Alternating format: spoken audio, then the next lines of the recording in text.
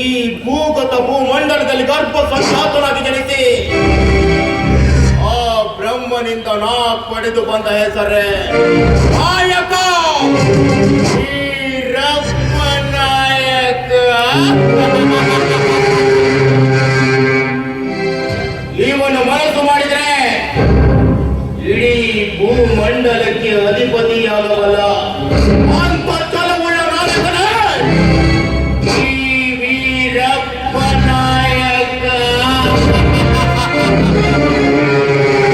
ಬಡವರಿಗೆ ಅಕ್ಕರೆಯಿಂದ ತುತ್ತು ಕೊಟ್ಟು ಅಕ್ಕರೆಯಲ್ಲಿ ಸಕ್ಕರೆ ಅಂತ ಮಾತನಾಡಿ ಅಪ್ಪರಿಸುವ ಈ ಸಮಾಜದ ಮುಂದೆ ಅಕ್ಕರೆಯದ ಆರ್ಭಟದಿಂದ ಅವರ ರಕ್ತ ಇರುವುದೇ ನನ್ನ ಅಚ್ಚಳಿಯ.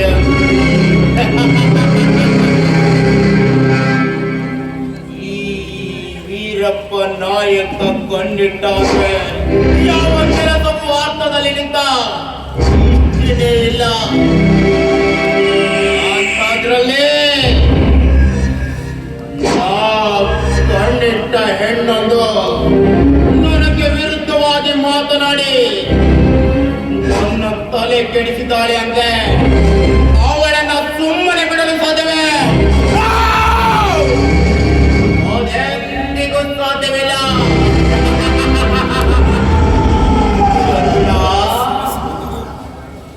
ಶಿವನ ಕೊರಳಲ್ಲಿ ಸರಮಾಲೆಯಂತಿರುವ ನಿನ್ನ ಚೀಲದ ನೋಟಕ್ಕೆ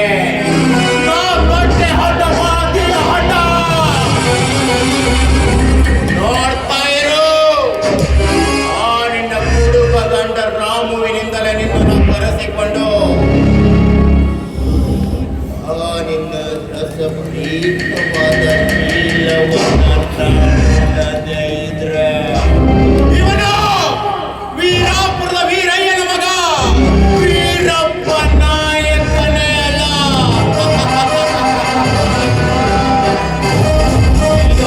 ಕಾರ್ಯ ಮಾಡ್ಬೇಕಂದ್ರೆ ಆ ರಾಮನ್ನ ಇಲ್ಲಿ ತೋರಿಸ್ಬೇಕು. ನನ್ನ ಆಳುಗಳನ್ನು ಕರೀಲಿಕ್ಕೆ ಹೋಗಿದ್ರು. ಆ ಕೋಟೆ ಮಗ ಇದುವರೆಗೂ ಬಂದಿಲ್ಲ ಅಂದ್ರೆ ಮಾಡಿದಾನೋ ಯಾರಿಗೆ ಬರಲಿ?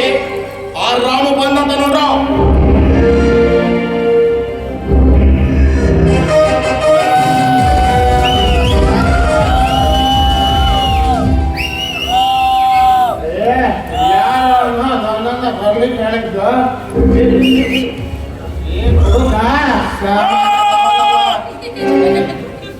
ಆಡಿದ ಮಾತು ಎಂದಿಗೂ ಬಿಟ್ಟು ಬರ್ತಾನಲ್ಲ. ಹೇಳು, ಯಾರು ನನ್ನನ್ನ ಬರ್ಲಿಕ್ಕೆ ಹೇಳಿದ್ರು? ಏ ರಾಮು, ಸಮಾಧಾನ ಮಾಡ್ಕೊಳ್ಳೋ. ನಾನು ಕಣೋ ವೀರಪ್ಪ ನಾಯಕ.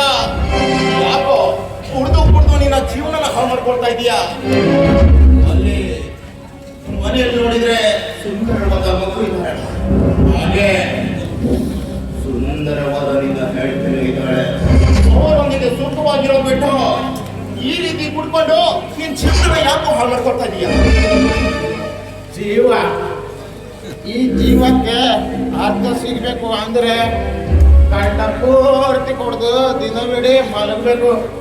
ಆಗ ಸ್ವರ್ಗದಂತೆ ತೋರುವ ಈ ಭೂಮಿ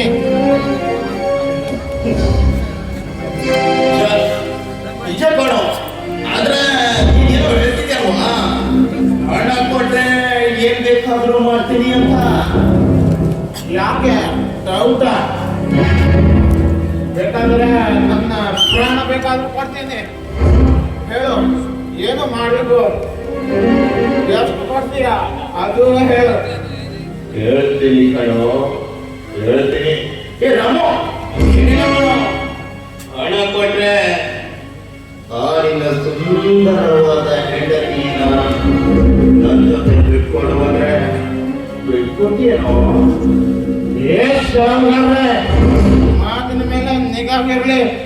ಏನೋ ರಾಮು, ಸಮಾಧಾನ ಮಾಡ್ಕೊಡು, ಸಮಾಧಾನ ಮಾಡ್ಕೊ. ಏನಿಲ್ಲ ಕಣೋ, ಹೀಗೆ ತಮಾಷೆ ಮಾಡೋಕಂತ ಹೇಳಿದ್ದು. ಸಮಾಧಾನ ಮಾಡ್ಕೊಡು. ಸಾವುಕಾರ್ರೆ, ಏನಾದ್ರು ರೇಟ್ ಮುಗಿತೀರ? ನೀನು ಹಣ ಕೊಡ್ತೀನಿ ಅಂದ್ರೆ ಏನ್ ಮಾಡ್ಲಿಕ್ಕೆ ರೆಡಿ? ನೀವು ನೋಡಿದ ಮಾತೇಳಿ ಒಂದು ಸೌಮ್ಯ ಜೀವನೆ ಬಾಯಿ ಬಂದಾಯ್ತು. ಏ ರಾಮು, ಸರಿ ಕಣೋ, ಕೊಡ್ತೀನಿ. ಏ ರಾಮು, ಈ ನಿನ್ನ ಕುಡುಕು ಬುದ್ಧಿ ನನಗೂ ತಿಳಿವೇನೋ? ನೋಡೋ, ಈ ದಿನ ನಿನ್ನನ್ನು ಸ್ವಂತ ಪೂರ್ತಿಯಾಗಿ ಕುಡಿಸಿ ಆ ನಿನ್ನ ಸುಂದರ ಹೆಂಡತಿಯೊಂದಿಗೆ ರತಿ ಕ್ರೀಡೆಯಾಡಿ ನಿನ್ನನ್ನು ಹಾಗೂ ನಿನ್ನ ಮಗನ ಏನೇನದ ಪರದೇಶ ಹಾಗೆ ನಾನು ಮಾಡಿಲ್ಲ ಅಂದ್ರೆ ನಾನು ವೀರಪುರದ ವೀರಯ್ಯನ ಮಗ, ವೀರಪ್ಪ ನಾಯಕನೇ ಅಲ್ಲ.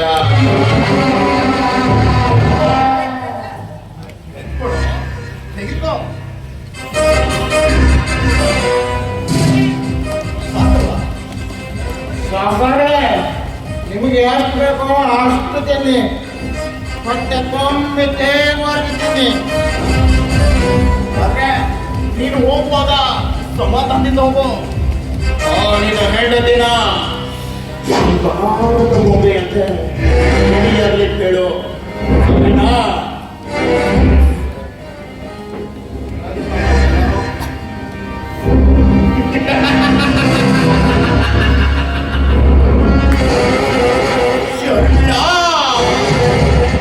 ಒಂದೊಂದು ದಿನ ನನಗೆ ಎದುರುತ್ತರವಾಗಿ ಮಾತನಾಡಿ ಹೋಗಿದ್ದೆ ಅಂದಮೇಲೆ ಇಂದು ಆ ನಿನ್ನ ಗಂಡ ನನ್ನ ಕಾಲಿಗೆ ಬಂದಿದ್ದ. ನಿನ್ನ ಸುಂದರ ಶಿಲೆಯಂತಿರುವ ಮಾವಿನ ಹಣ್ಣಿನಂತ ನಿನ್ನ ಸುಂದರ ಶೀಲಕ್ಕೆ ಅದೇ ಪದೇ ರಾವಣ ಏನೇ ಆಗಿದೆ ಅವತ್ತು ನೀನನ್ನು ಟಚ್ ಮಾಡೋಕ್ಕೂ ಕೂಡ ಆಗಲ್ಲ ಅಂತ ಹೇಳಿದ್ದೆ ಅಲ್ವಾ? ನೋಡು, ಒಂದು ಸೀತೆಗೋಸ್ಕರ ರಾಮ ಕಾಡಿಗೆ ಹೋದ. ನಿನ್ನ ಗಂಡ ಹಣಕ್ಕೋಸ್ಕರ ಈ ರಾವಣನ ಬಾಗಿಲಿಗೆ ಬಂದ. ನೋಡ್ತಾ ಇರು ನಿನ್ನ ಸರತಿಯ ಕೃತವನ ಉನ್ನವಾದಿ ಪದಿಯೇ ಈ ವೀರಪ್ಪ ನಾಯಕ. ಹೊರಗೆ ಚಾರ್ಮಿಳ, ಹೊರಗೆ ಭರಿತವಾದ ನಿನ್ನ ಶೀಲವನ್ನ